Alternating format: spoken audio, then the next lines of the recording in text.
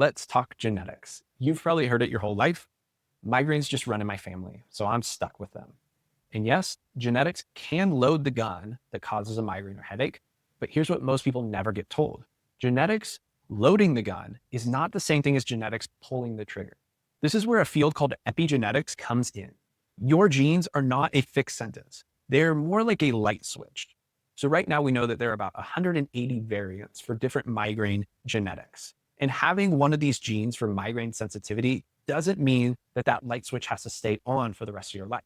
Whether it's chronic stress or a dysregulated nervous system, or just years of being in a sympathetic overdrive state, that's often what flips the switch on if you weren't born with it and given the genetics from a family member. Some of us were born with that light switch flipped on. We were just given the genetics from our parents, but you're not even a lost cause then. Some people, they might have years of chronic stress or a dysregulated nervous system or being stuck in like a sympathetic overdrive state. That's often what can flip the switch on, even if you don't have a family history, and it keeps it on.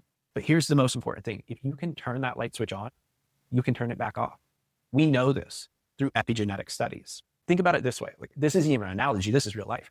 They're identical twins. They can share 100% of the same genes, and yet one of these twins develops like a chronic condition, while the other one never does.